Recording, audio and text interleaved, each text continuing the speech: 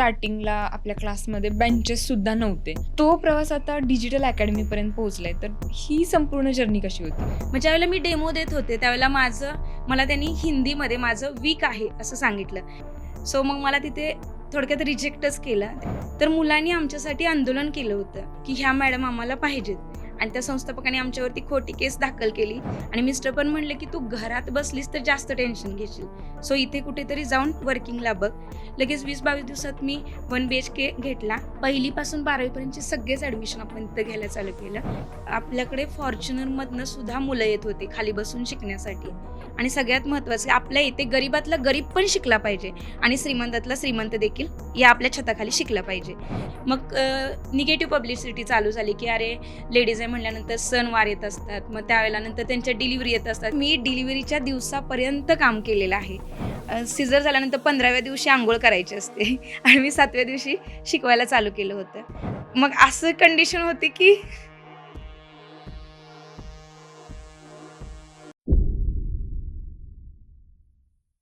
नमस्कार, मी तेजा. भन्नाट तेजा शो या पॉडकास्ट चॅनलमध्ये तुम्हा सर्वांचं मनापासून स्वागत करते. आणि आजचा एपिसोड ना खूप खास होणार आहे, कारण या पॉडकास्टची सगळेच जण खूप आतुरतेने वाट बघत होते. सो जास्त वेळ न घालवता आपल्या मंचावरती इन्व्हाइट करूयात अश्विनी ट्युटोरियल्सच्या डायरेक्टर अश्विनी भोसले मॅम यांना. नमस्कार, भन्नाट तेजा शोच्या मंचावर तुझं खूप खूप स्वागत आहे. धन्यवाद. तर आजपर्यंत सोशल मीडियावरती अधूनमधून तू लोकांना खूपदा दिसलेली आहे, पण आज पहिल्यांदा तुझी संपूर्ण जर्नी आपल्याला इथे मांडायची आहे. सो तू त्यासाठी रेडी आहेस का? नक्कीच. तर सगळ्यात पहिल्यांदा लोकांना तुझं एज्युकेशन जाणून घ्यायचंय. तर माझं एज्युकेशन आहे MSc फिजिक्स आणि त्यानंतर मी BEd केलेलं आहे. देन तुझी स्कूल आणि कॉलेज लाईफ कशी होती?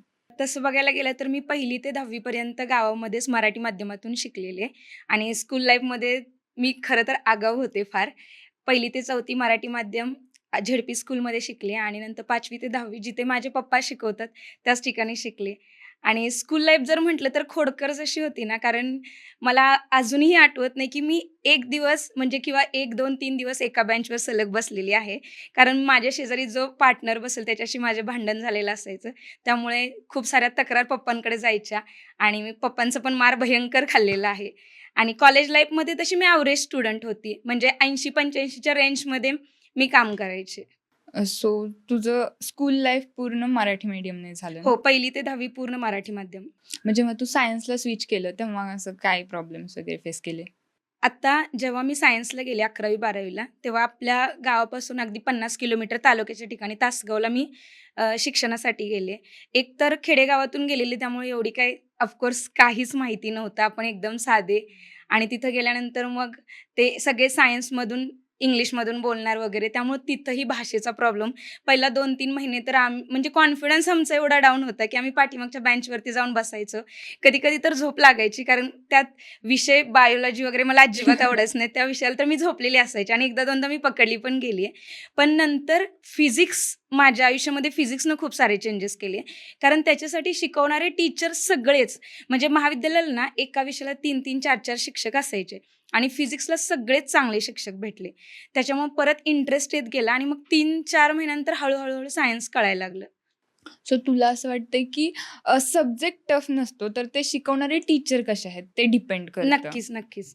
बरोबर. मग तू एज्युकेशन फील्डकडे येण्याचा कल कसा झाला तो? हां, सगळ्यात महत्त्वाचा तू प्रश्न विचारला. आता कसं असते प्रत्येकाला म्हणजे बऱ्याचपैकी लोकांना जर विचारलं तर असं म्हटलं जातं, की मला बनायचं होतं एक आणि मी बाय ॲक्सिडेंटली इकडे आले. पण मी प्राउडली या मंचावरती सांगू शकते, की मला टीचरच बनायचं होतं आणि मी टीचरच बनले. त्याचा मुद्दा असा, की मी जसं तुला म्हटलं, की सायन्सला गेल्यानंतर मी सायन्सला जाण्याच्या अगोदर पण मी जेव्हा 8वी, 9वी, 10वीमध्ये होते, ॲव्हरेज स्टुडंट होते. मला पटकन कॅप्चर व्हायचं नाही समजवलेलं. आणि शिक्षकांचं कसं असतं पहिल्या 2 ते 3 बेंचवर त्या मुलांवरती फोकस असायचा. त्यामुळे मला जॉमेट्रीचा तर तुला विषय सांगेन. 9वी मध्ये पहिलाच भूमिती विषय आला आपल्याला. काहीच आयडिया नाही. मला 20 पैकी 2 मार्क्स पडलेले. आणि त्याच्यामध्ये पण मी विद्यार्थी कुणाची शिक्षकाची मुलगी. त्यामुळे मग ते ऑफिसमध्ये गेल्यानंतर बिले सर तुमच्या मुलीला एवढी कमी मार्क्स पडलेत. मग ते पप्पांचं पण एक प्रकारे व्हायचं, की तू अभ्यास करत नाही का? पण मी तसा अभ्यास खूप जास्त करायचे. पण मला आउटपुटच मिळेना. मग माझं असं लक्षात आलं, की शिक्षकावरती खूप सारं मॅटर करतं. ज्यावेळेला सगळेच टॉपर मुलं नसतात, बरोबर. अगदी ॲव्हरेज, बिलो ॲव्हरेज असतात. तर सगळ्यांना समजेल आणि सगळ्यांना जरा कॉन्फिडन्स, आत्मविश्वास दिला की मुलं करू शकतात. सो मी ठरवलं की जे माझ्या बाबतीत झाले ते सगळ्यांच्या बाबतीत व्हायला नको आणि मला जेन्युइनली टीचर बनायचं होतं. पण जेव्हा आता घरीच शिक्षक आहेत, तेव्हा एक वडिलांची अपेक्षा असते, की आपल्या मुलाने किंवा मुलीने गव्हर्नमेंट जॉब करावा, आपल्यासारख्याच पोझिशनला त्याने यावं.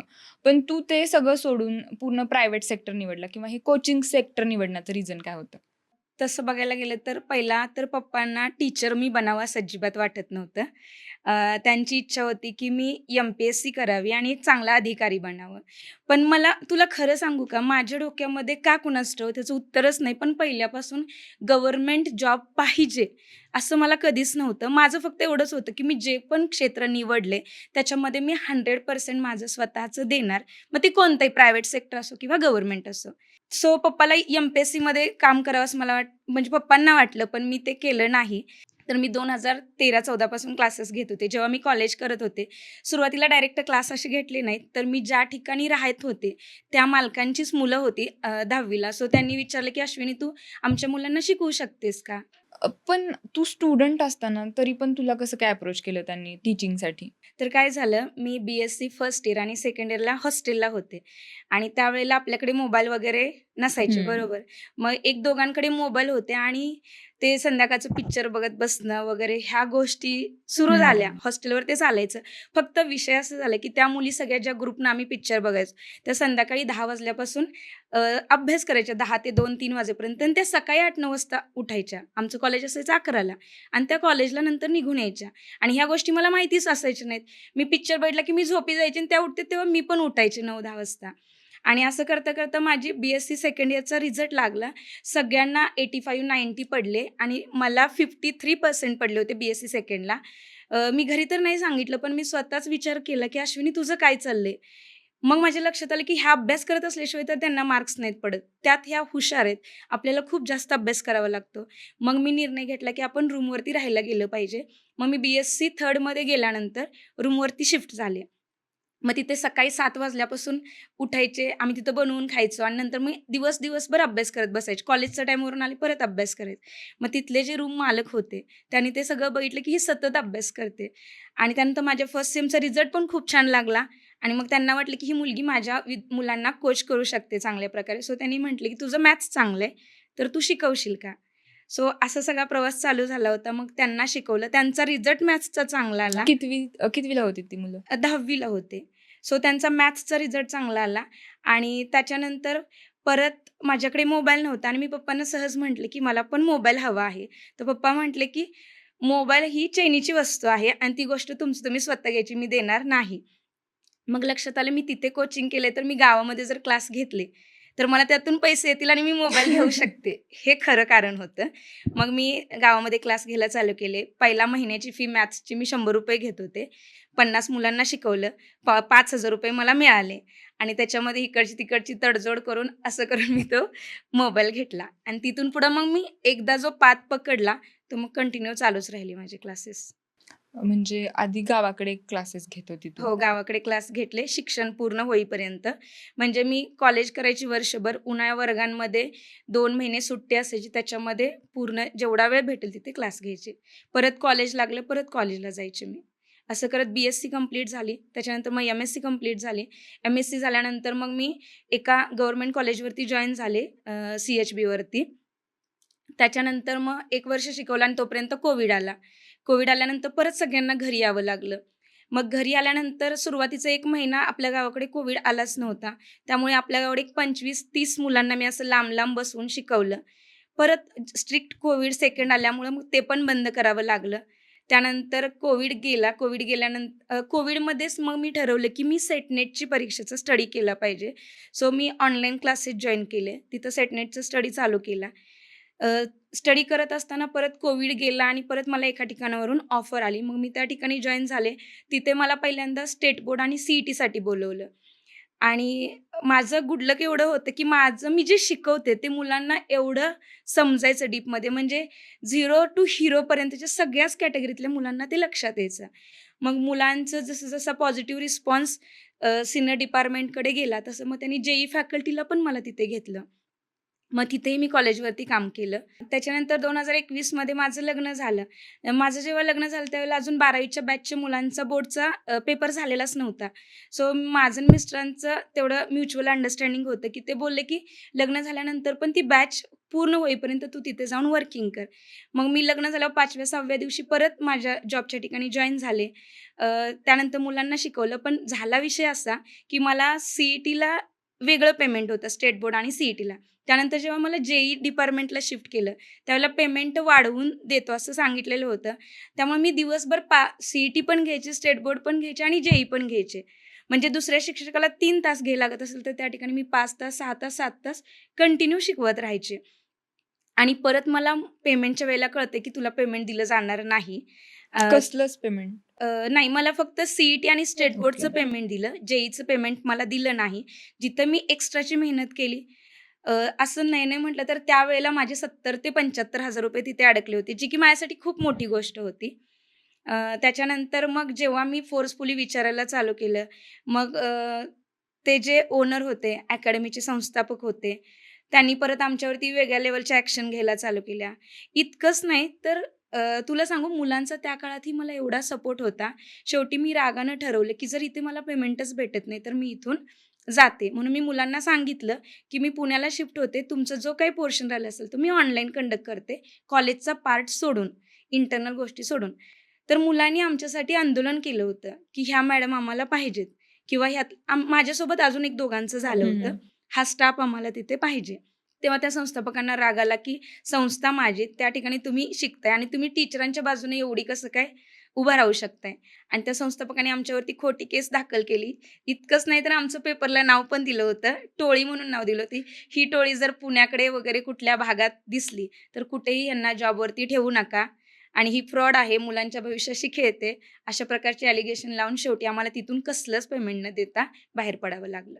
मग त्यानंतर जेव्हा तू पुण्याला शिफ्ट झाली, डायरेक्टली कोचिंगची स्टार्टिंग झाली, की आधी इकडे पण येऊन मग जॉब वगैरे असं काय ट्राय केलंस? नाही, जेव्हा हा प्रकार सगळा झाला, त्यावेळेला मी मिस्टरांना सांगितलं, की "मी आता पुण्याला येते, मला काही इथे थांबायचं नाही." तर ते म्हणले, "ओके, ये." मग मी पुण्यात आल्यानंतर एक 8-10 दिवस त्याच झोनमध्ये होते, की आपल्यासोबत असं झालंय, पेपर आउट केलंय, ह्या गोष्टी झाल्या. तिकडे पप्पा पण पोलिस स्टेशनला जात होते. मग बाकीचे स्टाफ वगैरे म्हणजे ते सगळे कसे तिथे स्वतः लढायला होते आणि माझ्या ठिकाणी माझे पप्पा. सो 15-20 दिवस मी फ्रस्ट्रेशनमध्ये काढले. परत विचार केला, की बसून तर उपयोग नाहीये आणि मिस्टर पण म्हणले, की "तू घरात बसलीस तर जास्त टेन्शन घेशील. सो इथे कुठेतरी जाऊन वर्किंगला बघ." मग मी कात्रज एरियातनी वगैरे जे नियर बाय क्लासेस आहेत, कॉलेजचं तर काहीच पुण्यातलं माहिती नव्हतं. मग त्या क्लासेसना वगैरे 1-2 ठिकाणी जावं म्हटलं. एका ठिकाणी गेले. त्यांनी मला डेमोसाठी पण बोलवलं. मी डेमो दिला. पण आपण कसं म्हणजे मी ज्या भागातून येते त्या ठिकाणी हिंदी किंवा इंग्लिशचा जास्त वापर होत नाहीये. आणि एखादी भाषा जर आपल्या तोंडाखाली असेल, तर आपण ती इझिली बोलू शकतो. मग ज्यावेळेला मी डेमो देत होते, त्यावेळेला मला त्यांनी हिंदीमध्ये माझं वीक आहे असं सांगितलं. सब्जेक्ट त्यांना प्रॉपर डिलिव्हर झाला, बट ते बोलले, की या एरियामध्ये हिंदी आणि इंग्लिश खूप प्रॉपर लागतं, जे की तुमचं नाहीये. त्यामुळे त्यांनी ते रिजेक्ट केलं मला. पुण्यासारख्या ठिकाणी पण हिंदी, इंग्लिशची येस, डिमांड. Yes, yes. म्हणजे पुण्यामध्येच नाही, सगळीकडेच असं झालंय, की तुमचा कन्सेप्ट किती चांगल्या पद्धतीने मुलांपर्यंत पोहोचतोय, याच्यापेक्षा तुम्ही दिखावेबाजी किती करताय. फर्स्ट इम्प्रेशन किती चांगलं टाकताय. सो मग मला तिथे थोडक्यात रिजेक्टच केलं. सो मग मी घरी आले आणि मी विचार केला, की बस आता खूप झालं. आपल्याला लँग्वेजवरून रिजेक्ट करते, तर आपण स्वतःहूनच घरी बसण्यापेक्षा घरी क्लासेस चालू करूयात. त्यावेळेला काय आम्ही छोट्या रूममध्ये राहत होतो. मग तिथे एक शेजापाजारचे 4-5 जणांचे क्लास सुरू केले आणि त्यानंतर माझ्या डोक्यात आलं, की म्हणजे सर पण बोलले, की आपण YouTubeसाठी पण ट्राय करूयात. मग मी संध्याकाळचं सगळा शांत वातावरण मला ते माहीत नव्हतं, की नॉईज रिडक्शन वगैरे कसं करायचं. मग मी रात्री 11-11:30 वाजता रेकॉर्डिंग करायचे आणि माझ्याकडे माईक नव्हता. त्यामुळे मी मोठ्याने बोलायचे, का तर मोबाईलमध्ये रेकॉर्डिंग व्हावं प्रॉपर. आणि हे करत असताना येण्या-जाणारे जिन्यावरून ऐकायला लागले, की इथं काहीतरी टीचिंग होते. मग अशातनंच एका 12वी सायन्सच्या मुलीने माझा आवाज ऐकला. मी मॅथ्स शिकवत असताना आणि त्यावेळेस मी 12वीचं मॅथ्स शिकवत होते. मग तिने दुसऱ्या दिवशी येऊन आमच्या घरी व्हिजिट केली, की "तुम्ही मॅडम." मी जस्ट नवीन शिफ्ट झालेली, ओळख नव्हती. "तुम्ही मॅडम आहात का? शिकवतात का?" तर मी जेव्हा सांगितलं, "हो." मग ती म्हटली, "माझी पण 1-2 मैत्रिणी आहेत. तुम्ही आमचे क्लास घ्याल का?" आम्हाला छान वाटलं. म्हणजे त्या एरियात क्लासेसच नव्हते का? हां, मी ज्या ठिकाणी राहत होते तिथे एक 200-300 मीटरवरती क्लास नव्हते. तिथून पुढे क्लास होते. पण तिने मला तसं विचारल्यानंतर मग मला पण छान वाटलं, कारण मी 11वी-12वीवर काम करत होते. मग मी पहिला तिघींसोबत शिकवायला चालू केलं आणि तुला सांगू 22 ते 23व्या दिवशी मला 1 BHK फ्लॅट घ्यावा लागला. कारण म्हणजे ते एवढा प्रचार होत गेला, की इथं मॅडम खूप छान शिकवतात. 2 तास नाही, 3 तास, 4 तास जोपर्यंत मुलांना समजत नाही, तोपर्यंत इथं घेतात आणि त्याच्यामुळं प्रसार होत गेला. लगेच 20-22 दिवसात मी 1 BHK घेतला. पहिलीपासून 12वी पर्यंतचे सगळेच ॲडमिशन आपण तिथं घ्यायला चालू केलं. प्रत्येकाचा क्लास सेपरेट आउट केला आणि त्यानुसार टीचिंग चालू केलं. असा अकॅडमीचा प्रवास सुरू झाला होता. पण आता एखाद्या दुसऱ्या ठिकाणी आणि स्पेशली खेडेगावातून पुण्यासारख्या ठिकाणी एखादी स्पेशली मुलगी येते, एक लेडीज येते आणि इथं हळू तो एरिया ग्रॅब करते. हे कॉम्पिटिटर्सना तर पचण्यासारखं नव्हतं. सो स्टार्टिंग फेजमध्ये तुला असे काय प्रॉब्लेम्स फेस करावे लागले? स्टार्टिंग म्हणण्यापेक्षा तुला सांगू का, मी अजूनही ते प्रॉब्लेम फेस करते. पहिली गोष्ट तर आत्ता जास्त बघायला गेलं तर आत्ता एज्युकेशन सेक्टरमध्ये महिला आलेत, पण याच्या अगोदर जास्त फिमेल नव्हत्या, बरोबर. आणि ज्यावेळेला मी क्लासेस चालू केले त्यावेळेस मला ह्या गोष्टी फेस करायला लागल्या. इथे जे पूर्वीपासून जुने क्लास होते, त्यांनी बोलायला चालू केलं, ते सगळे जेंट्स होते, की हां, ठीक आहे. म्हणजे माझ्याकडे तसा क्राउड खूप लवकर आणि चांगल्या पद्धतीने वाढला. मग निगेटिव्ह पब्लिसिटी चालू झाली, की अरे लेडीज आहे म्हटल्यानंतर सणवार येत असतात. मग त्यावेळेला नंतर त्यांच्या डिलिव्हरी येत असतात, ह्या गोष्टी येत असतात आणि लेडीज घरचं सांभाळून तेवढा वेळ अकॅडमीला देऊ शकत नाही. हे पण पालकांच्या थ्रूच माझ्यापर्यंत आलं. ते आपण प्रूव्ह करून दाखवलं, की एक लेडीज काय-काय करू शकते. आपला रिझल्ट तेवढा चांगला आला. त्यामुळे तो पॉइंट खुडला गेला. त्याच्यानंतर त्याच्यावरती नाही तर तुला सांगू माझ्या क्लासच्या शेजारी फक्त जेंट्स वर्कच माझ्या विरोधात होतं असं नाही. जे छोटे-मोठे घरगुती क्लास घेणारे होते, त्या लेडीजनी पण माझ्याबद्दल परत बोलायला चालू केलं. त्याच्यानंतर क्लासच्या शेजारी म्हणजे मी सकाळी क्लास ओपन करायला गेले, की दारामध्येच लिंबू, मिरची आणि कुंकू असं भरून ठेवलेलं. सलग 3-4 दिवस हे चालूच होतं. आता ऑफकोर्स तुला सांगू का भीतीही वाटतच असते, कारण मला पुणे लिटरली काही माहिती नव्हतं. क्लासला मी स्वतः जायचे. सो त्या गोष्टी झाल्या. त्याच्यानंतर एक दिवस तर मी सकाळचा क्लास घेऊन आले आणि दुपारी क्लासला गेले, तर आमचं जे लॉक आहे, त्या लॉकवर दुसरं लॉक लावलं गेलं होतं. आणि मला थोडा वेळ झाला तर मला मुलांच्या तिथनं एका पॅरेंटचा कॉल आला, की "मॅडम आपल्या क्लासच्या लॉकवर लॉक लावलं गेलंय." तिथं जाऊन बघितलं, तुला पटणार नाही आम्हाला तो लॉक कट कट करायला जवळपास अर्धा तास गेला होता. जे लॉकवर लॉक लावणं असेल, लिंबू मिरची टाकणं असेल, त्यानंतर माझे बॅनर फाडले गेले. आता त्यावेळेला मला इन्कम फार कमी होता. रिझल्ट लागला. रिझल्ट लागल्यानंतर मग मी 8,000 चे त्यावेळेला 2022 मध्ये बॅनर लावलेले. ती माझ्यासाठी खूप हं. 8,000 म्हणजे खूप मोठी गोष्ट होती. आज रात्री आम्ही स्कूटीवर फिरून सगळीकडे बॅनर लावतोय आणि सकाळी मी 6 वाजता जाऊन बघतीये. मला खूप आनंद झाला की अरे आपले विद्यार्थी चमकलेत बघूया. एकही बॅनर राहिला नव्हता. सगळे बॅनर फाडले होते आणि फाडताना आपल्या विद्यार्थिनींनी बघितलेलं आणि ती हिंदी होती आणि ती काय बोलते, "मॅम किसी ने आपका मतलब हमारा बैनर फाड़ के फेंका था, मैं लेके आई हूँ." आणि ती बॅनर घेऊन क्लासपर्यंत आली होती. म्हणजे ह्याच्यामध्ये मला काय सांगायचंय, बाकीच्यांनी जरी त्रास दिला असेल, तरी आज आपण इथं का चांगल्या पद्धतीने उभं राहिलोय माहितीये?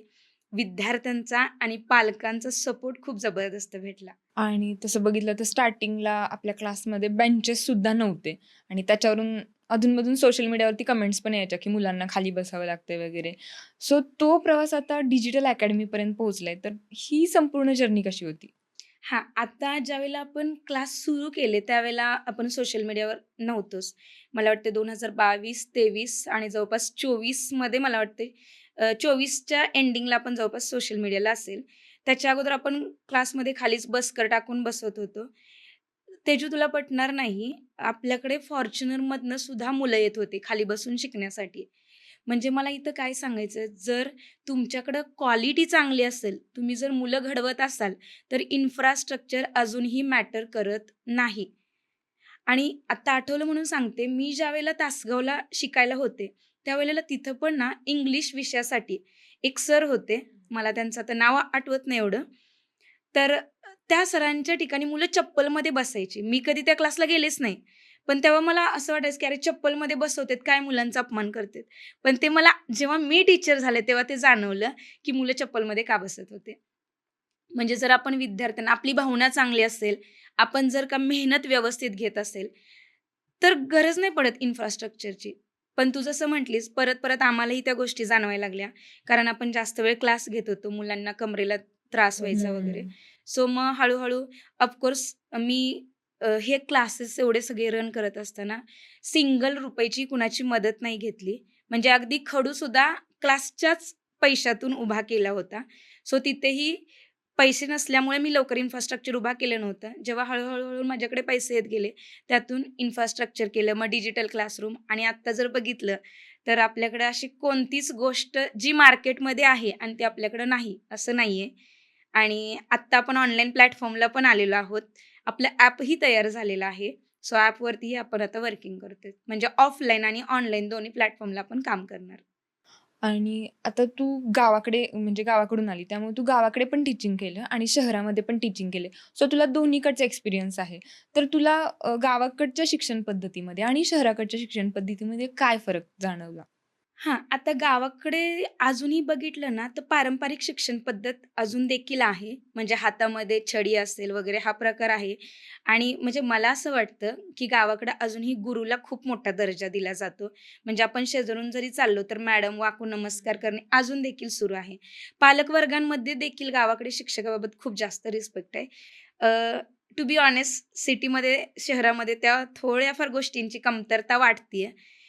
सिटीमध्ये कसं होतंय, सगळेच नाहीत करत, पण काही ठिकाणी असंही चालू आहे, की आम्ही पैसे देतोय, तुम्ही शिकवता त्याच्या बदल्यात. अशा पण गोष्टी आपल्याला बघायला भेटतायत.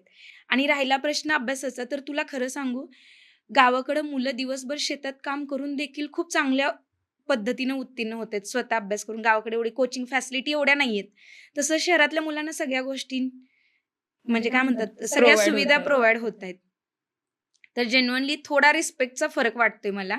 बाकी टीचिंगमध्ये वगैरे म्हटलं तर दोन्हीकडे जवळपास सेमच आहे. तर मुलांच्या ग्रॅब करण्याच्या पॉवरमध्ये फरक आहे. हां, ग्रॅब करण्याच्या पॉवरमध्ये फरक आहे. त्याचं पण मेन कारण आहे, तो अजून जरी आपण टेक्नॉलॉजीत एवढं जरी पुढे गेलो असलो, तर गावाकडे अजूनही पालक मुलांना तेवढा मोबाईल देत नाहीयेत किंवा मुलांमध्ये खूप जास्त भीती आहे. आपल्या पप्पाच्या गाडीचा आवाज आला, की मुलं मोबाईल, टीव्ही टाकून अभ्यासाला बसतात. पण सिटीमध्ये त्या गोष्टींची कमतरता वाटते. इथे सोशल मीडिया असेल किंवा बाकी गोष्टींच्या आहारी बऱ्या प्रमाणात मुलं असल्यामुळे त्यांच्या बुद्धिमत्तेत, त्यांच्या कॅप्चर करण्याच्या क्षमतेत आणि गावामध्ये नक्कीच फरक आहे.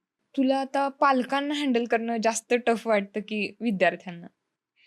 खरं सांगायचं तर विद्यार्थी आता माझ्या मुलासारखं झालंय आणि आईला आपलं बाळ हँडल करणं जास्त अवघड जात नाही. कारण तिला माहिती असते, की आपल्या बाळामध्ये कुठला चांगला गुण आहे, कुठला वाईट आहे. त्याला कसं काय म्हणायचं आकार द्यायचं हे सोपं जाते.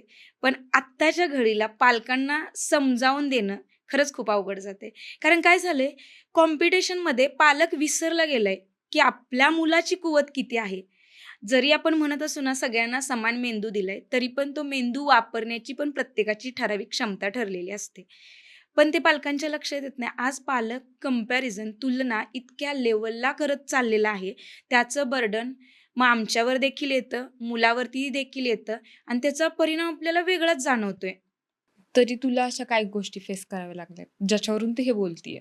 आता काय झालं 2022 मध्ये जेव्हा आपण क्लास सुरू केले ना, त्यावेळेस मला एक गोष्ट जाणवली, की इथल्या जस्ट कोरोनामधून मुलं आली होती आणि पालक वर्ग सांगायचे, की त्यांचा बेस झाला नाही. मुलांना इंग्लिश वाचताच येत नव्हतं आणि सिटीमध्ये इंग्लिश मीडियमच्या म्हणजे जास्त फॅड आहे. हं. इंग्लिश मीडियमला सगळी मुलं आहेत. आता त्यांचे विषय पण हार्ड आहेत. दुसरी गोष्ट मुलाला इंग्लिश वाचता येत नाही. आम्ही रिझल्ट काढणार कसा? मग तेव्हा माझ्या लक्षात आलं, की मुलांना पहिले इंग्लिश वाचता आलं पाहिजे. मग त्याच्यासाठी मी काय करू शकते? तर आपल्या जुन्या काळात इंग्लिश बाराखडी पाठ करून शिकवलं जात होतं. मग ते पण शक्य नव्हतं. मग फोनिक्सबद्दल मी माहिती तेव्हा कळून घेतली. त्यानंतर मी फ्रीमध्ये फोनिक्स क्लासेस आपल्या क्लासमध्ये सुरू केले. तुला सांगू का माझ्याकडे एक 7वीचा मुलगा फोनिक्स शिकत होता. तू विचार कर तो 7वीत इंग्लिश शिकत होता. ठीक आहे. त्याला इंग्लिश शिकवलं. ज्यावेळेला त्याचा 7वीमध्ये तो बऱ्यापैकी कव्हर झाला त्यावेळेला पॅरेंट्स सॅटिस्फाईड. 8वीमध्ये तोच मुलगा म्हणजे तो आजही माझ्याकडेच आहे. 8वीमध्ये मुलगा गेला. त्याचा रिझल्ट लागला. त्याला काहीतरी 73% आले आणि त्याच वर्गातल्या टॉपरला 84% आलते आणि टॉपर मुलगी होती आणि तो मुलगा. ह्यांचे घरचे चांगले संबंध होते. तर ती 73 ची आई होती ना, ती ऑफिसमध्ये येऊन म्हटली, "मॅडम माझा मुलगा का नाही टॉपर आला?" म्हणजे मुलांनी एक-एक स्टेप पुढं घ्यायला चालू केली. पॅरेंट्स ॲप्रिशिएट करायचं सोडून आता पालकांच्या अपेक्षा गगनाला भिडायला चालू होतायत आणि त्याचं प्रेशर मुलांवर येते. दुसरी गोष्ट आता सगळ्यात इम्पोर्टंट काय सांगू का? पालकांना चांगलं ते ऐकायचंय, खरं ते नाही ऐकायचं.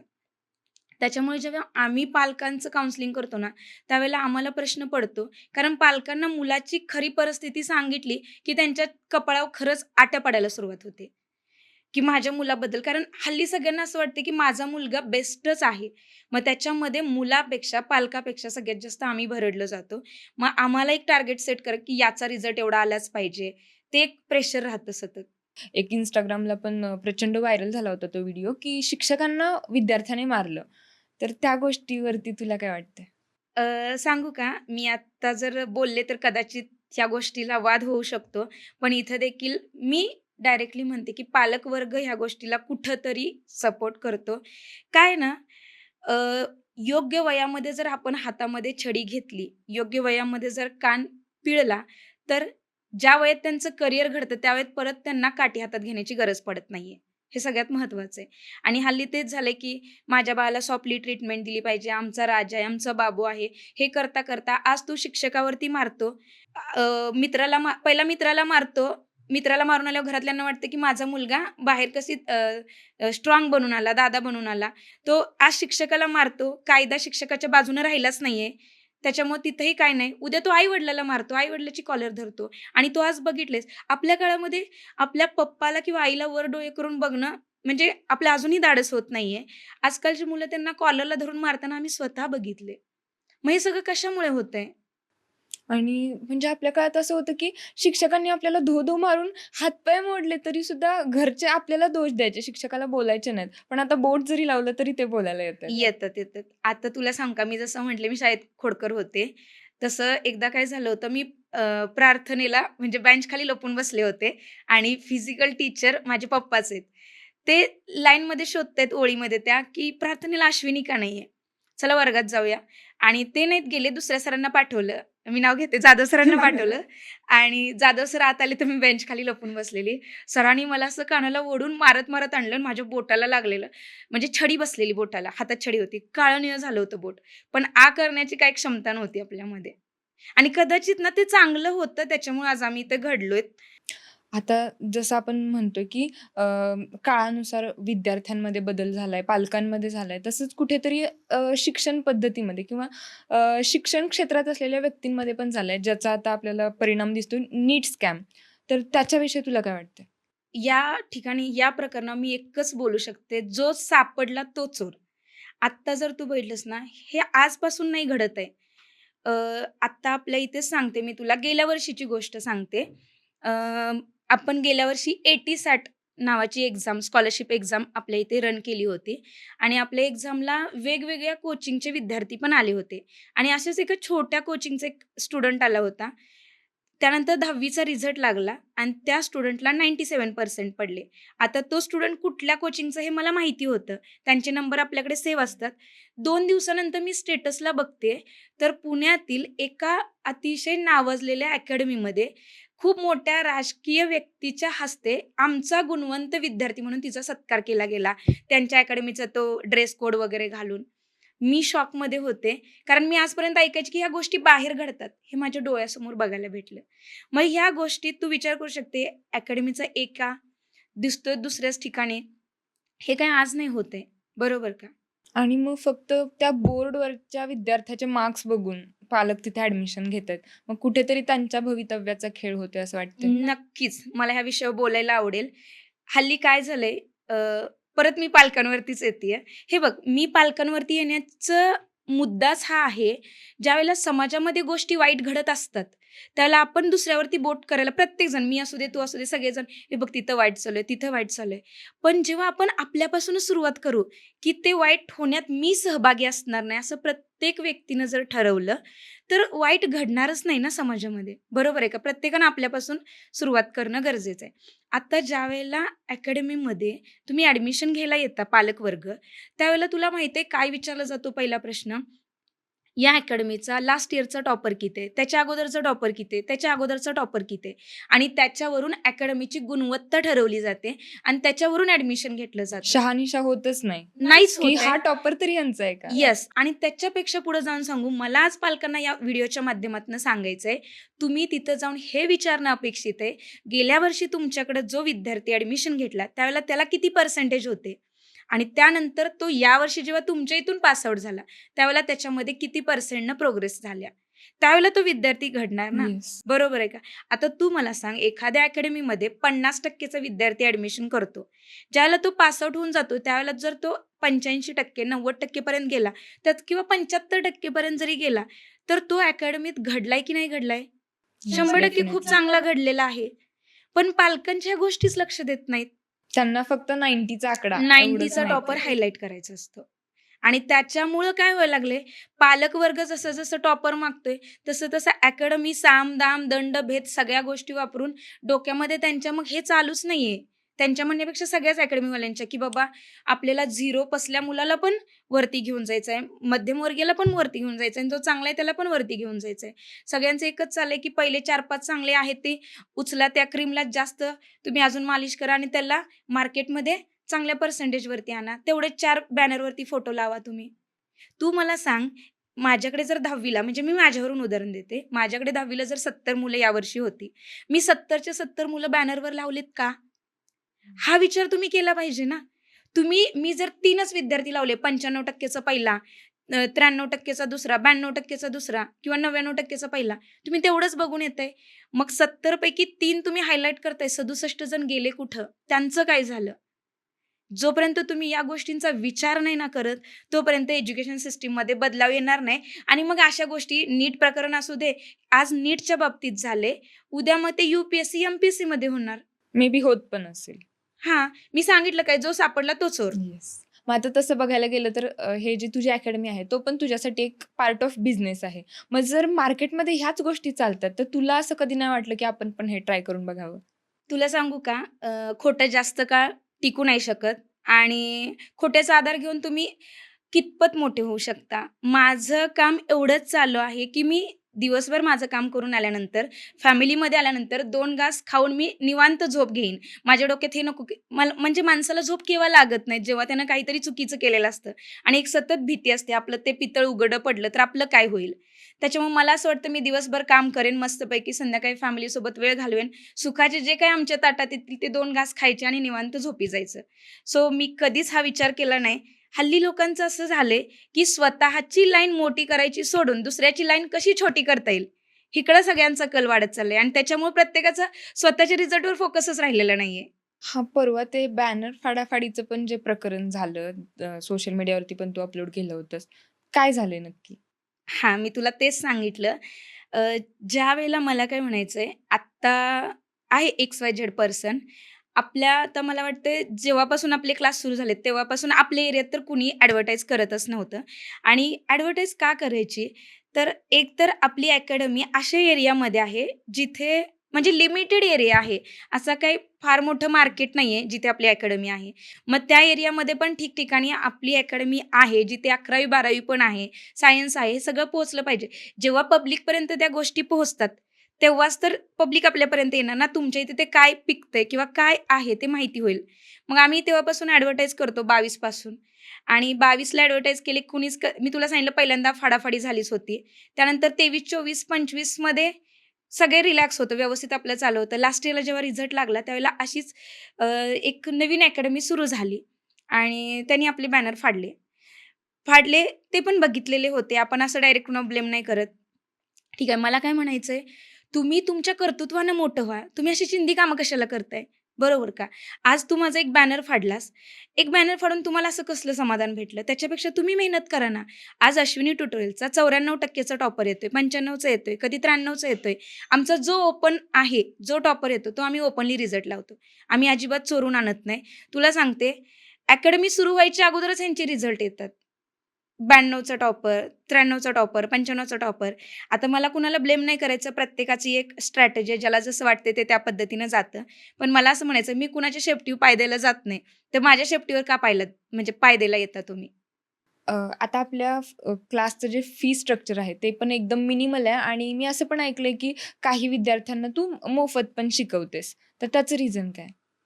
काय झालं होतं, मी ज्या प्रायव्हेट कॉलेजवरती काम करत होते, तिथे फीसाठी मुलांना बाहेर काढलं जात होतं. म्हणजे जर ह्या टाईमात तुमची फी नाही आली तर तुम्हाला बाहेर हाकललं जायचं, पिरियडला बसून दिलं जायचं नाही आणि कुठंतरी अपमानास्पद बोललं जायचं. मग त्यावेळेला मला ते खूप हर्ट होत होतं कुठंतरी. आणि मी क्लास ज्या दिवशी चालू केला त्या दिवशीपासून एक शपथ घेतली होती आम्ही, की आपलं किती जरी मोठं झालो आपण तर जमिनीवरती आपले पाय असले पाहिजेत आणि सगळ्यात महत्त्वाचं आपल्या इथे गरीबातला गरीब पण शिकला पाहिजे आणि श्रीमंतातला श्रीमंत देखील या आपल्या छताखाली शिकला पाहिजे. त्यामुळे आपली फी स्ट्रक्चर मार्केटच्या तुलनेत 1-2% नाही, तब्बल 25 ते 30% फी स्ट्रक्चर कमी आहे. पण असं आणि हां, त्याचबरोबर जर एखाद्याची खूपच आर्थिक परिस्थिती बिकट आहे, पण तो अभ्यासात होतकरू आहे, असं कुणाला पण आपण फ्रीमध्ये शिकवत नाहीये. कारण हल्ली कसं झालंय, सगळी परिस्थिती आपल्याला माहितीच आहे. फुकटच्याला व्हॅल्यू देत व्हॅल्यू नाही. नसते, बरोबर. त्याच्यामुळे जो होतकरू आहे, जो करण्यासारखा आहे, त्याला दरवर्षी म्हणलं तर मी जास्त नाही, पण आपल्या ऐपतीप्रमाणे 4-5 विद्यार्थी, 5-10 विद्यार्थी आपण फ्रीमध्ये कोचिंग करत असतो. पण कधी-कधी असं होतं, की एखाद्याची फारच वाईट परिस्थिती आहे म्हणून त्याला फी कमी केली आहे. तर पुढं गेल्यानंतर मग तेच लोकं बोलायला चालू करतात, की या ठिकाणी फी स्ट्रक्चर कमी आहे. मग जिथं फी स्ट्रक्चर कमी आहे तिथे एवढी काही क्वालिटी असणार नाही. हल्ली मार्केटचं परसेप्शन झालंय, ज्या अकॅडमीची जेवढी जास्त फी, तेवढी ती अकॅडमी स्ट्राँगर असणार आहे. मग हे पण साइड इफेक्ट्स आहेतच ना. आणि इन्फ्रास्ट्रक्चरवर जास्त भर दिला जातो. तुला एक किस्सा आठवला म्हणून सांगते. माझ्याकडे 10वी पर्यंत एक विद्यार्थी होता. अ, खूप चांगला रिझल्ट आला. मग पालकांचं मत असंही होतं, तर आता 10वी ला आमचे चांगली मुलं आलेत ना, चांगले घडलेत ना, मग सायन्सला मी मोठ्या अकॅडमीमध्ये घालतो. आणि मी त्यांना म्हटलं होतं, आपल्या इथे पाठवा विद्यार्थ्याला. पण त्यांनी एका भारतातील नामांकित अकॅडमीमध्ये त्यांनी त्याला पाठवला नीटच्या प्रिपरेशनसाठी. आणि त्याचा स्कोअर फिजिक्समध्ये खूपच जास्त डाऊन येत होता. त्याचा स्कोअरच निघेना. त्याच्यानंतर मग त्यांनी तिकडे पण अकॅडमी चालू होते आणि तिकडचं टाईम मॅनेज करून परत त्यांनी रिक्वेस्ट केली मला 5 ते 7 महिन्यानंतर, की "मॅडम प्लीज तुम्ही आपल्या ह्याचं एवढं-एवढं कव्हर करायला लागते." मुलगा हुशार होता त्यामुळं मी पण नानू केलं नाही. परत तो आपल्या इकडे आला आणि तो फिजिक्स शिकण्यासाठी माझ्याकडे येत होता. म्हणजे तू विचार करू शकता 2.5 लाख रुपये फी भरून तो त्या ठिकाणी होता आणि फिजिक्स शिकण्यासाठी तो परत माझ्याकडे आला होता. असे जेव्हा किस्से समोर येतात तेव्हा काय काय फील होतं? फील म्हणजे मला परत तेच सांगायचं, की पालकांनी जागृत होणं गरजेचं आहे. एक लक्षात घे, आज देखील तू आता मी वेगळं आउटसाइड एक्झाम्पल देते. सेलिब्रिटी वगैरे काय म्हणतात, की मी एखाद्या स्पॉटला गेलो, तर इथे स्पेशल वडापाव चांगला भेटतो म्हणून मी त्या गाड्यावरती जाऊन खाऊन येतोय किंवा इथं भेळ स्पेशल आहे, तर मी त्या गाड्यावरती उभा राहून खातो. मग तिथं तो बघतोय का, की बाबा किती आलेशन आहे, किती अँबिशियस आहे, बघतो का? नाही बघत. मला इथेच सांगायचंय, तुम्ही इन्फ्रास्ट्रक्चर बाकीच्या तामझामकडे लक्ष न देता, जिथं क्वालिटी दिली जाते, त्या ठिकाणी तुम्ही मुलांना पाठवा. तू मला सांग, एका क्लासमध्ये 40 विद्यार्थी शिकतेत आणि त्याच म्हणजे एक अकॅडमी जिथे एका क्लासमध्ये 40 बसवतायत आणि एक अकॅडमी जिथे त्या क्लासमध्ये 400 विद्यार्थी बसवले जातात. टीचर कुठलाच वाईट नसतो. प्रत्येक टीचरला त्याच्या सब्जेक्टचं सखोल ज्ञान असतं. पण तो टीचर ग्राउंड लेव्हलला उतरून शिकवतोय का? प्रत्येक मुलापर्यंत पोहोचतोय का? 400 मुलांचे डाउट त्याला एका तासात कव्हर होणं शक्य आहे का? तो एक्स्ट्राचा वेळ देतोय का? आणि तू बघितलंस, तुला सांगू मी प्राउडली बोलू शकते, आपल्या अकॅडमीमध्ये जो स्टाफ आहे सब्जेक्टचा, पी-सी-एम-बीचा, तो फुल टाईम स्टाफ आहे. म्हणजे आपण तासिका तत्वावरती अजिबात नाही, की आता काय चालू आहे, की ह्या अकॅडमीवरती एवढे-एवढे पैसे भेटतात, 1 तास इथं शिकवा, परत दुसरीकडे शिकवा, परत तिसरीकडे शिकवा. अशानं तो शिक्षक फक्त पळतोय सगळीकडे.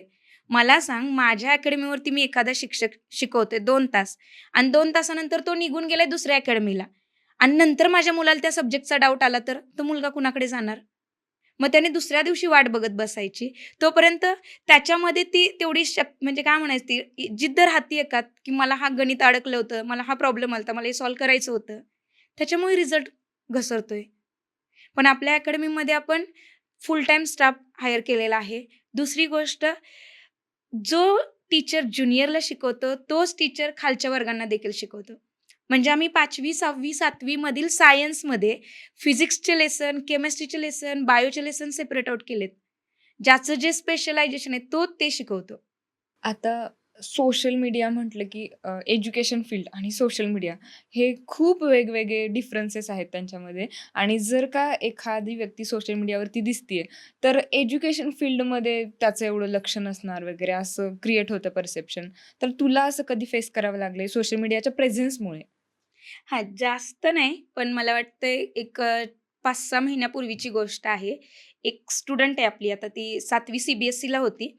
ती आली ऑफिसमध्ये आणि म्हटली, "मॅडम आपण मी क्लासला येत असताना एका ठिकाणी असं-असं बोललं गेलं." तर काय बोललेले एक जण त्याला, की "अश्विनी मॅडम नुसत्या Instaवरती व्हिडिओज टाकत असतात. मग ते काही शिकवतात का फक्त व्हिडिओज काढत असतात दिवसभर?" आता तुला एक सांगू का, आमचा स्टाफ एवढा लाजाळू आहे, म्हणजे कॅमेरा समोर आला ना, की त्यांचं तोंड दुसरीकडे व्हायला चालू होतं. मग आम्ही ह्या कॅमेऱ्याच्या वगैरे नाही नादी लागत बसत. ही आमची टीम सेपरेट आहे. आमचं लेक्चर आमचं चालूच असतं. त्यावेळेला येऊन टेक्निकल टीम त्यांचे शूट घेऊन जात असते. सो ज्यावेळेला सोशल मीडियावरती ते व्हिडिओज पडतात, त्यावेळेला आम्ही स्पेशली तो व्हिडिओ बनवायचा म्हणून ते सगळं क्रिएट करतोय किंवा ती स्क्रिप्ट करतोय असं अजिबात नसतं. जे काय आहे ते लाईव्ह सुरू आहे त्यातनं ते सीन घेऊन गेलेले असतात. आता ॲज अ टीचर म्हणून तुला कोणत्या गोष्टीचा जास्त प्राउड वाटतो, की तू विद्यार्थ्यांच्या लाईफमध्ये असा काय बदल केलायस? तुला सांगू का पहिली गोष्ट तर आम्ही मार्केटमध्ये काय चालू आहे, कुणाचं किती कॉम्पिटिशन चालू आहे, हे आम्ही बघत नाही. मी स्वतःचं कॉम्पिटिशन स्वतः सोबत करते. कालच्यापेक्षा मी माझ्यामध्ये आणखी बेस्ट आणि बेटर देण्याचा कसा प्रयत्न होईल ते बघत असते. आता आपल्या अकॅडमीमध्ये सगळ्यात लोवेस्ट मुलगा असेल त्याच्यावर तितकाच फोकस देतो आम्ही आणि सगळ्यात हायेस्ट जेवढं आहे त्याच्यावर तितकंच. आणि तू जर आपला रेशो काढलास ना, तर आपल्याकडे आलेले विद्यार्थी जास्त नाही पण 15% 20% त्यांचे अल्मोस्ट इन्क्रीज झालेलेच असतात. सो मला पण कुठेतरी याचं समाधान मिळतं. ज्याला वाचता येत नाही तो वाचायला चालू करतो. हळू-हळू त्यांचे प्रयत्न वाढत जातात आणि ते चांगले स्कोरिंगनं नंतर पास आउट होऊन आपल्या इथनं बाहेर पण पडतात. मी एक आणखी तुला किस्सा सांगते. 2022 मध्ये एक मुलगी आली होती माझ्याकडे सायन्ससाठी आणि म्हणजे माझं थोडं मुलींच्या बाबतीत जास्त सॉफ्ट कॉर्नर असतं. मग ॲडमिशनला आल्यानंतर बोलत-बोलत थोडासा वेळ गेला. जेव्हा आम्ही फ्रेंडली झालो त्यावेळेस ती रडायला लागली, की "मॅडम मी एका अकॅडमीमध्ये गेली होती आणि ते बोलले, की तू सायन्स घेण्याची" म्हणजे तिने डेमो लेक्चर्स किंवा काय केलं आयडिया नाही एवढी माझ्याकडे. ती 12वी आली होती. कदाचित ती 11वी एका ठिकाणी होती आणि मला टीचर बोलायची, की "तू सायन्स शिकण्याच्या लायकीची नाही आहेस. तू 12वी फील्ड चेंज कर." म्हणजे ती इतकी डिमोटिव्हेट झाली होती आणि ती मला विचारत होती, की "मॅडम मला जमेल, की मी फेस चेंज करू सरळ? म्हणजे जे काय आहे ते चेंज करू का?" त्यानंतर तिला आम्ही विश्वासात घेतलं. ती खूप जिद्दी आणि मेहनती होती आणि तुला आज पटणार नाही, ती आज एम-बी-बी-एस नाही सॉरी, ती आज बी-ए-एम-एस करतीये. म्हणजे ज्या पोरगीला सांगितलं गेलं होतं, तुझी लायकी नाही सायन्स घेण्याची, ती मुलगी आज बी-ए-एम-एस करते. ह्याच्यापेक्षा प्राउड अजून काय असू शकते? क्वालिटी सगळ्यांमध्ये आहे. प्रत्येक मुलगा धडपडत असतो आपल्या परीने. त्याला फक्त एकदा तू लढ म्हणण्याची फक्त गरज आहे आणि तो लढायला बिनधास्तपणे तयार होतो. आणि अजून एक म्हणजे आता आपली ज्या एरियात अकॅडमी आहे ना, तिथे उर्दू मीडियममधनं शिकलेले भरपूर सारे आहेत आणि त्या पालकांना पण हिंदी किंवा मराठी जास्त जमत नाहीये. त्यांना सगळं उर्दू जमतं. मग अशी 10वी माझ्याकडे एक विद्यार्थिनी आली होती. तिला काहीच जमत नव्हतं. मराठी लिहिता पण येत नव्हतं. आणि जास्त नाही, पण मला वाटतं ती काहीतरी 45-50% पास आउट होऊन गेली. जिला मराठी लिहिता पण येत नव्हतं. उर्दू मीडियममधून पूर्ण आलेली. लेटर्स पण ती इंग्लिशचे लेटर पण ते उलटे अशी करायची. म्हणजे इथपर्यंत मुलं करतात चांगलं. आता हा फेज तर सगळा आम्हाला माहिती आहे. बट जेवढं आपण स्ट्राँग दाखवतो, तेवढं खरंच तो माणूस ॲक्चुअलमध्ये स्ट्राँग असतोच असं नाही किंवा त्याला पाठीमागे पण बऱ्याच गोष्टी फेस कराव्या लागत असतात. तर तुझ्या लाईफमधला सगळ्यात टफेस्ट फेज कोणता होता? सगळ्यात टफेस्ट फेज म्हणलं तर माझा प्रेग्नन्सीचाच होता. अ, तुला सांगू का प्रेग्नन्सीमध्येच म्हणजे एकतर कॉम्पिटिशन चालूच होतं. सुरुवातीचीच अकॅडमी होती. त्याच्यामुळे आपल्याला तिथं हार्डवर्क करणं गरजेचं होतं आणि आत्ता तरी कंपॅरेटिव्हली मी रिलॅक्स आहे. त्यावेळेला मी रात्री 11:30-12 वाजेपर्यंत अकॅडमीवरतीच असायचे आणि सकाळी 7:30 पावणे 8ला आम्ही इथून जायचो आणि तुला माहिती आहे मी डिलिव्हरीच्या दिवसापर्यंत काम केलेलं आहे. मग त्याच्यामध्येच मला त्या कांजिण्या आल्या. तो प्रकारच माहिती नव्हता कांजिण्या काय आहे आणि कांजिण्यामध्ये देखील मी शिकवायला गेले होते. हां, पण आता तो कसा संसर्गजन्य एकाला झालं की दुसऱ्याला. तर मी काय करायचे मला काही आयडिया नव्हती की ते कसं करतात. मग मुलांनीच माझ्यासाठी लिंबाचा पाला आणलेला की मॅडम लिंबाचा पाला लावला की कमी होतं. मग मी गालाला वगैरे खूप भरलेलं ना, तर इथे लिंबाचा पाला असा लावलेला आणि स्टोल बांधायचे असं पूर्ण मी. आणि मी लांब थांबायचे आणि मुलं लांब असून तिथं शिकायचे अशा प्रकारे.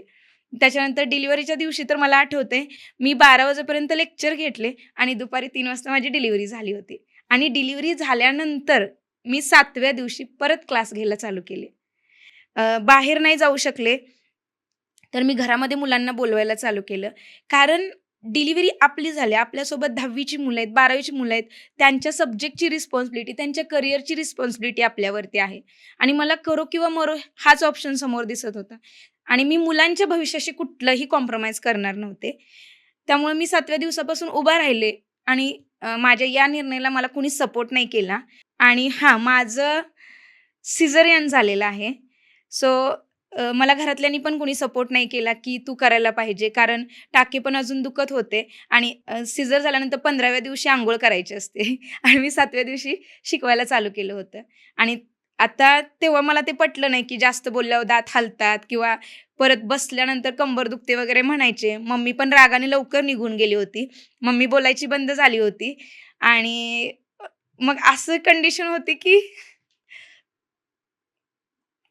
मी एकतर 7व्या दिवशी क्लासेस सुरू केले आणि मी ज्या सोसायटीमध्ये क्लास घेत होते, आता मुलं येणार म्हटल्यावर चप्पल मुलांच्या बाहेर राहायच्या, बरोबर. आणि त्यांना माहिती होतं बरं का, की जास्त वेळ इथं आपण घेणार नाही. 15-20 दिवसानंतर मॅडम शिफ्ट करतील. ग्रुपवरती चप्पलांच्या मुलांचे फोटो यायचे. तुमचे चप्पल इथंच काढलेत, तुमच्या मुलांना आज इथंच चप्पल ठेवले. माझ्याच दरवाजासमोर असताना सुद्धा. सो तिथेही लोकांनी खूप जास्त त्रास दिलाच. त्यानंतर मला वाटतंय मी हां, ज्या दिवशी 1 महिना झाला पूर्ण म्हणजे 30वा दिवस असतो डिलिव्हरीचा, त्या दिवशी आता बाहेर कसं पडायचं मम्मीला माहीतच नाही. सासूबाईंना पण माहिती नव्हतं. सरांना फक्त माहिती होतं. सरांना म्हटलं, की "मला घेऊन जाणार का अकॅडमीवरती?" आणि त्यांना माहिती आहे मी किती जिद्दी आहे आणि ते माझ्या जिद्दीच्या पुढे जातच नाहीत. मी स्टॉल बांधलं लोकांना दिसायला नको, की मॅडम लगेच बाहेर पडलेत आणि मी क्लासवरती गेले. त्यावेळेला माझ्यासोबत अजून एक टीचर होता. मॅडमचं लेक्चर सगळेच शॉकमध्ये होते, की मॅडम डायरेक्ट क्लासवरती कशा आलेत? आणि मला आठवतंय जुलै महिन्यामध्ये डिलिव्हरी झाली होती 1 जुलैला आणि 1 जुलैला डिलिव्हरी झाली. 7 का 8 जुलैपासून मी घरी क्लासेस चालू केले आणि 1 ऑगस्टला मी क्लासवरती फुल टाईम वर्किंग करायला चालू झाले. मग 2-2 तासानंतर परत फीडिंग करायचं असलं, की मी पळत-पळत घरी जायचे, परत क्लासवरती यायचे. हे चालूच होतं. आणि त्याच वर्षी म्हणजे डिलिव्हरी झाल्यानंतर मला माहिती होतं, की मी डिलिव्हरीच्या दिवसापर्यंत पण काम केले आणि त्यानंतर लगेचच जॉइन पण झालेले आहे.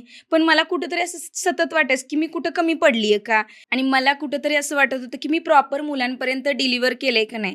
म्हणून मी परीक्षेच्या पेपरच्या काळामध्ये पण खूप जास्त वेळ संध्याकाळी 11-11 वाजेपर्यंत आमचे क्लास सुरूच असायचे.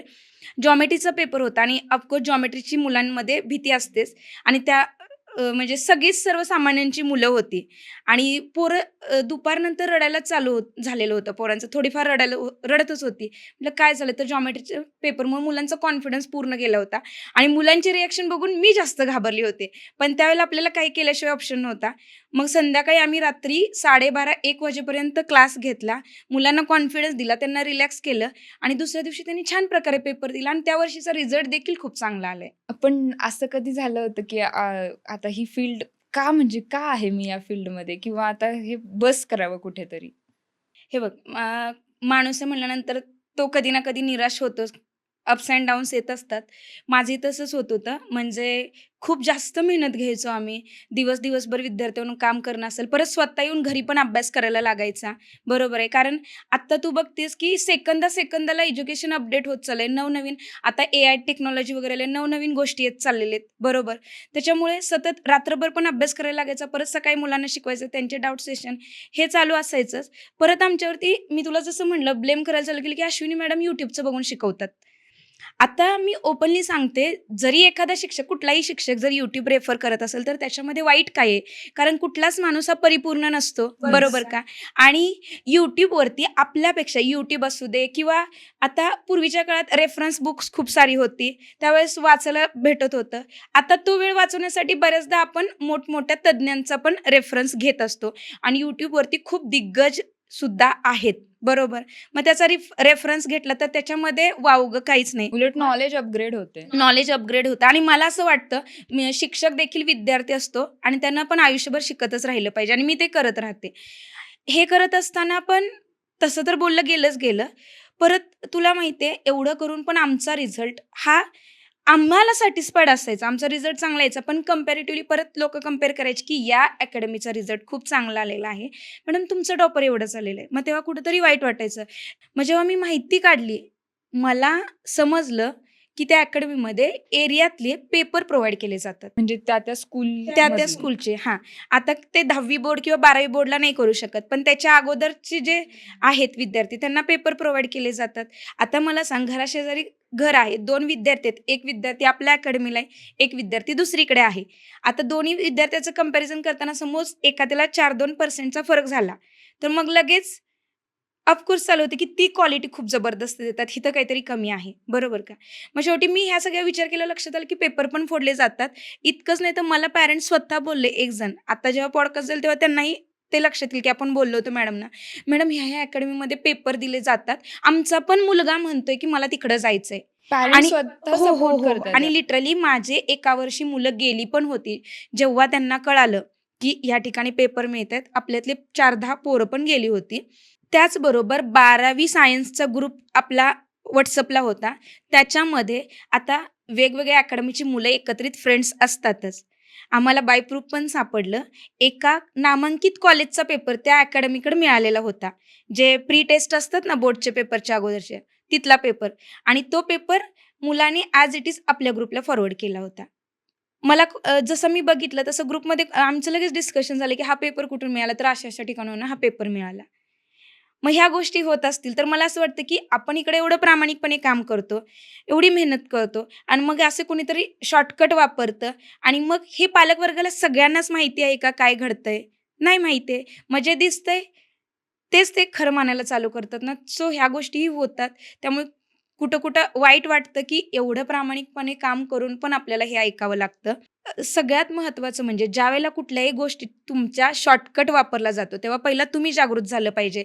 तुम्ही साधे-साधे पेपर फोडाल. तुम्ही बोर्डचा पेपर फोडणार आहे का? बरं मी म्हणते तुम्ही बोर्डचा पण पेपर फोडला. तुम्ही त्यांच्या आयुष्यात करिअर सेट करून देणार आहात का? मग आपल्या तात्पुरत्या फेमसाठी, तात्पुरती 4 पैसे येण्यासाठी आपण मुलांच्या भविष्याशी का खेळावं?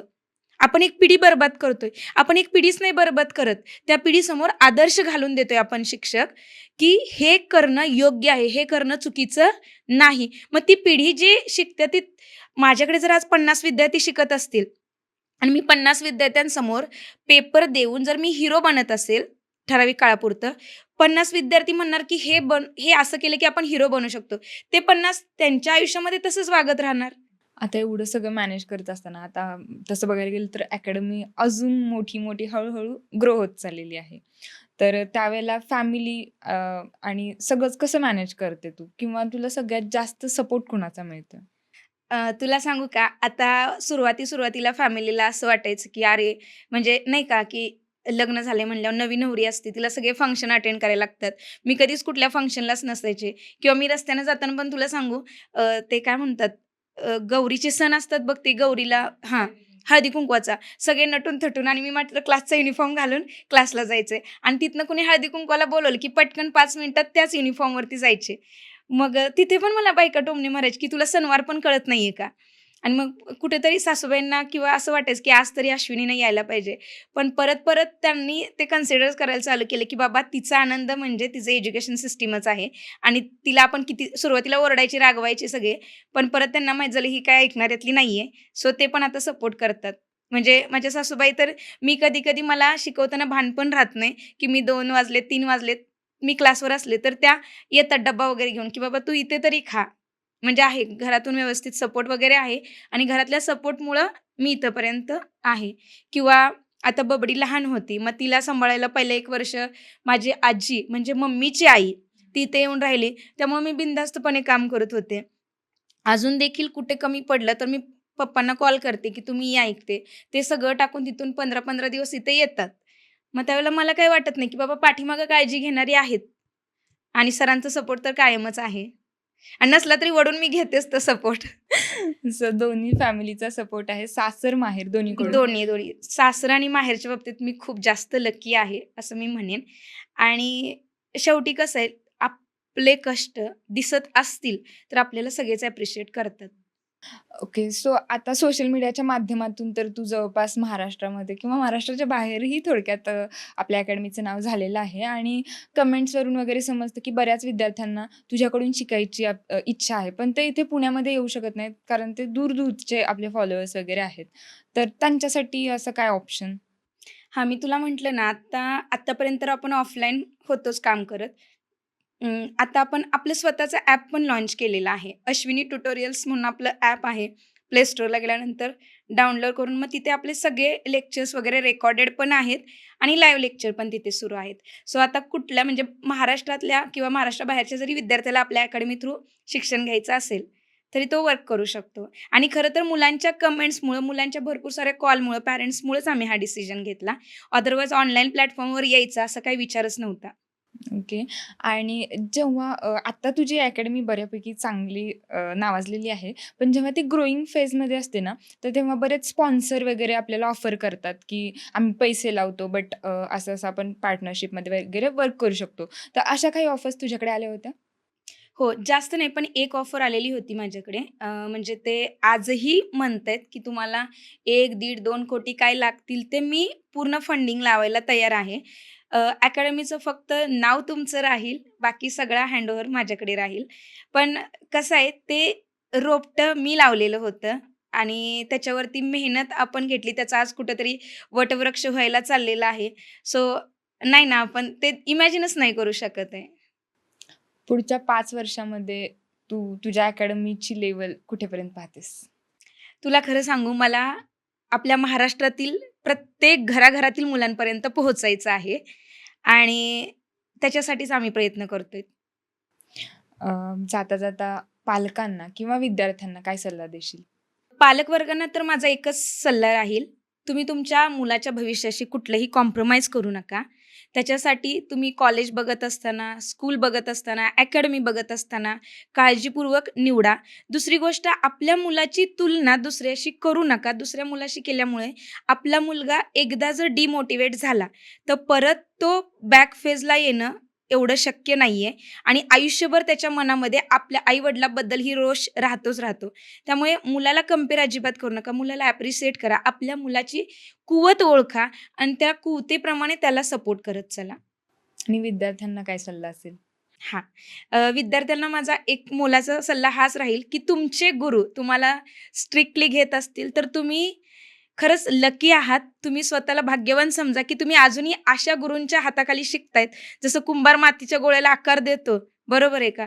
त्या गुरूंच्या हाताखाली तुम्ही वाढत आहात आणि जो मी परत कान पिळण्यावरतीच येते. जो स्ट्रिक्टली शिकवत असतो, लक्षात घ्या, कधीही साखर शरीरासाठी चांगली नसते. कडू कारलं आपल्या शरीरासाठी चांगलं असतं. भले त्याचे शब्द जरी कडू लागत असतील, तर फ्युचरमध्ये ते तुमच्या चांगल्यासाठीच बघत असतात. तुमचं चांगलं व्हावं हेच गुरुला वाटत असतं. अगदी लाख मोलाचं बोललीस आणि आजच्या पॉडकास्टमधून खरं तर शिक्षण फील्डमधली जी रियालिटी आहे ती सगळी तू परखडपणे मांडलेली आहेस. या टॉपिकवरती कुणीतरी बोलणं गरजेचं होतं आणि एवढ्या निडरपणे कुणी बोलायला पुढे येत नाही आणि त्यासाठीच या टॉपिकसाठी मी तुला निवडलं होतं आणि आज खरंच खूप मजा आली तुझ्यासोबत पॉडकास्ट करताना. सो तू पण तुझ्या अकॅडमीमधून आम्हाला एवढा वेळ दिलास त्याबद्दल तुझे खूप खूप धन्यवाद. मलाही माझे विचार मांडण्यासाठी हा मंच अवेलेबल झाला. त्याच्याबद्दल मी भन्नाट तेजा शोचे पण आभार मानते.